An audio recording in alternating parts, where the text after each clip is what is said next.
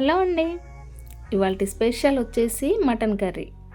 తెలంగాణలో దసరాకి ప్రతి తెలుగింట్లో ఈ మటన్ కర్రీ ఉండాల్సిందే. కానీ దీన్ని చాలా సింపుల్గా స్పెషల్ గరం మసాలాతో ఎలా చేసుకోవాలన్నది నేను ఈ వీడియోలో క్లియర్గా చేసి చూపిస్తాను. చివరి వరకు చూడండి. Welcome to my channel.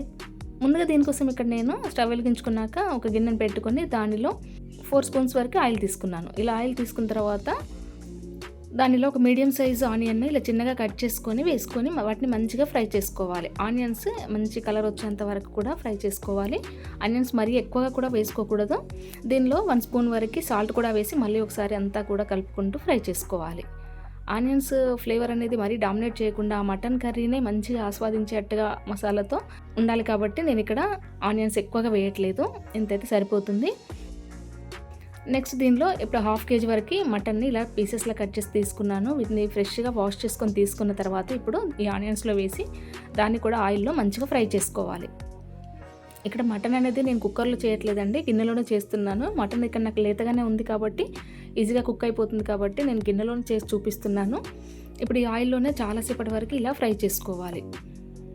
దాంట్లో వాటర్ అనేది కూడా కొద్దిగా వస్తుంది కదా, ఆ వాటర్ అంతా కూడా కొద్దిగా పోయేంత వరకు మనం ఇలా ఫ్రై చేసుకోవాలి.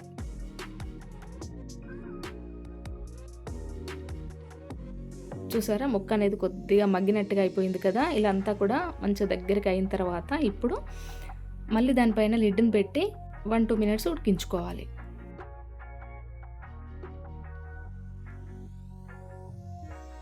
చూసారా, ఇప్పుడు ముక్కలో కొద్దిగా వాటర్ కూడా వచ్చినట్టుగా ఉంది కదా మూత పెట్టగానే. ఇలా వచ్చిన తర్వాత ఇప్పుడు దాని అంతా కూడా ఒకసారి మంచిగా కలుపుకున్న తర్వాత ఇప్పుడు దానిలో 1/2 స్పూన్ వరకు పసుపు, అలాగే 2 స్పూన్స్ వరకు కారం కూడా వేసుకోవాలి. టేస్ట్కి తగ్గట్టుగా కొద్దిగా సాల్ట్ కూడా, మనం ఇంతకుముందు 1 స్పూన్ వేసాం కదా, ఇప్పుడు ఒక 1/2 స్పూన్ అలా పడుతుంది.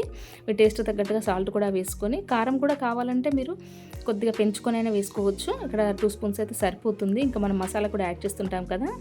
సో ఇలా వేసుకున్న తర్వాత అంతా కూడా బాగా మిక్స్ చేసుకోవాలి. ఇప్పుడు మంచి కలర్లోకి వచ్చింది కదా కారము పసుపు వేయగానే.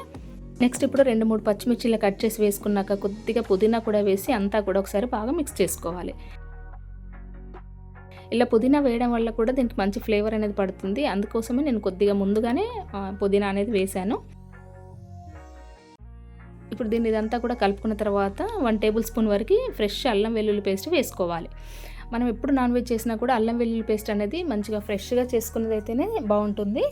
ఇప్పుడు ఇక్కడ నేను అల్లం వేసిన తర్వాత కూడా అది పచ్చివాసన పోయేంత వరకు మంచిగా ఫ్రై చేసి అది బాగా ముక్కలకు పట్టేట్టుగా కలిపిన తర్వాత ఇప్పుడు దానిపైన లిడ్ని పెట్టి 1-2 మినిట్స్ అలా మూతను పెట్టేసి మళ్ళీ తీసిన తర్వాత ఈ విధంగా కలుపుకోవాలి. ఇప్పుడు ఆ ఫ్లేవర్స్ అన్నీ కూడా ముక్కలకి బాగా పట్టేశాయి. ఇప్పుడు మనం దానిలో వాటర్ వేసుకోవాలి. వాటర్ ఎంత వేసుకోవాలంటే మనకు ముక్కలు మునిగేంత వరకు వేసుకుంటే సరిపోతుంది.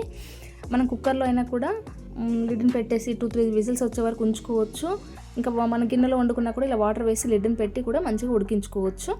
అది ఎంతసేపు అని కాదు కానీ ముక్క మంచిగా ఉడికేంతసేపు ఉడికించుకుంటే సరిపోతుంది. నెక్స్ట్ ఇప్పుడు అది ఉడికేలోగా మనం ఇప్పుడు స్టవ్ వెలిగించుకొని ఒక ప్యాన్ పెట్టుకొని మసాలా ఎలా ప్రిపేర్ చేసుకోవాలో చూద్దాము. దానిలో ఒక చిన్న ఎండు కొబ్బరి ముక్కను ఇలా చిన్న పీసెస్లా కట్ చేసుకొని లైట్గా ఫ్రై అయిన తర్వాత ఇప్పుడు దానిలో 4-5 లవంగాయలు, 2 ఇలాచి, అదేవిధంగా కొద్దిగా చెక్క కూడా వేసుకున్న తర్వాత ఒక 10 వరకు మిరియాలు కూడా వేసుకొని దానిలో 1 టేబుల్ స్పూన్ వరకు ధనియాలు, అదేవిధంగా బిర్యానీ ఆకు, మొగ్గ, జాపత్రి ఇవన్నీ కూడా మసాలాలు వేసుకొని వాటిని లైట్గా ఫ్రై చేసుకోవాలి. సిమ్లోనే పెట్టుకొని మంచిగా ఫ్రై చేసుకొని చివరిగా స్టవ్ ఆఫ్ చేసుకునే ముందు 1 స్పూన్ వరకు గసాల కూడా వేసుకొని స్టవ్ ఆఫ్ చేసుకొని అంతా కూడా ఒకసారి ఈ విధంగా కలుపుకోవాలి. ఇది పూర్తిగా చల్లారిన తర్వాత మనము వీటిని మెత్తగా గ్రైండ్ చేసుకోవాలి. ఇది పూర్తిగా చల్లారనివ్వాలి. ఈ మసాలా అనేది చాలా బాగుంటుందండి. ఈ ఫ్లేవర్స్ అనేవి కూడా మన మటన్ కర్రీకి ఇలా మనం ఇంట్లోనే మసాలాని మంచిగా ప్రిపేర్ చేసుకోవచ్చు. చూసారుగా ఎంత ఫైన్గా వచ్చేసిందో. ఇప్పుడు దీన్ని పక్కన పెట్టేసి ఇప్పుడు కర్రీ ఉడికిందేమో చూద్దాము. ఇలా మూత తీసి చూసిన తర్వాత మన కర్రీ ఆల్మోస్ట్ దగ్గరగా వచ్చేసింది. ఇలా సూప్ ఉంటేనే చాలా బాగుంటుంది. మనము ఇంకా స్పెషల్గా దసరా కోసం చేసుకుంటే గారెలు, పూరీలు అవి చేసుకుంటుంటారు కదా, వాటికి గ్రేవీ ఇలా సూప్ ఉంటేనే చాలా బాగుంటుంది. చూసారా, ఇప్పుడు మనం ఫైన్గా గ్రైండ్ చేసుకున్న మసాలా పొడిని ఇప్పుడు మటన్ కర్రీలోకి యాడ్ చేసుకుందాము. మసాలా వేసిన తర్వాత కూడా మంచిగా ఒకసారి బాగా కలుపుకోవాలి. మసాలా ఫ్లేవర్స్ అన్నీ కూడా మటన్ కర్రీకి పట్టి ఘాటుగా గుమగుమలాడే మంచి స్మెల్ అనేది అయితే వస్తుంది. అంతా కూడా ఇలా బాగా మిక్స్ చేసుకున్న తర్వాత దీనిపైన మూతను పెట్టి మళ్ళీ ఒక 1-3 మినిట్స్ అయినా ఆ ఫ్లేవర్స్ అన్నీ పట్టే వరకు ఉంచేసుకోవాలి, మూతను పెట్టి కుక్ చేసుకోవాలి. చూసారా, ఇప్పుడు మూత తీసి చూసినట్లయితే ఆల్మోస్ట్ కొద్దిగా గ్రేవీ కూడా కొద్దిగా చిక్కగా అయింది కదా. మీరు ఇంకా గ్రేవీ అంతగా వద్దు, ఇంకా చిక్కగా కావాలనుకున్న వాళ్ళు కాసేపు ఉంచుకోవచ్చు, లేదు ఈ మాత్రం ఉంటే సరిపోతుంది. ఇప్పుడు ముక్క కూడా చూడండి పర్ఫెక్ట్గా కుక్ అయిపోయింది మనకి ఇక్కడ. అంతేనండి, చాలా సింపుల్గా అయిపోయింది కదా. కానీ చివర్లో కొద్దిగా 1/2 స్పూన్ వరకు కసూరి మేతిని తీసుకొని ఇలా చేత్తో కొద్దిగా రబ్ చేసి వేసుకున్నట్లయితే సూపర్ ఫ్లేవర్ అనేది కర్రీకి వచ్చేస్తుంది.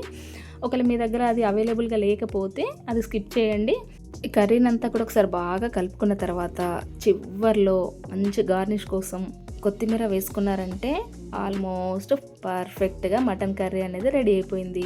ఇలా అయిన తర్వాత మనం వేడివేడి అన్నంలోకి ఇలా సర్వ్ చేసుకొని సూప్ వేసుకొని తిన్నారంటే చాలా బాగుంటుంది. మీరు కూడా ఈ దసరాకి ఈ ప్రాసెస్లో తప్పకుండా ఇలా మసాలా ప్రిపేర్ చేసుకొని మీరు ట్రై చేసి చూడండి, టేస్ట్ని బాగా ఎంజాయ్ చేస్తారు. కొత్తగా మటన్ కర్రీ చేసే వాళ్ళకైనా బ్యాచిలర్స్కైనా కూడా చాలా సింపుల్గా ఉంది కదా ఈ ప్రాసెస్. ఈ వీడియో కనుక మీకు నచ్చినట్లయితే లైక్ చేసి షేర్ చేయండి, అలాగే సబ్స్క్రైబ్ చేయండి. Thanks for watching.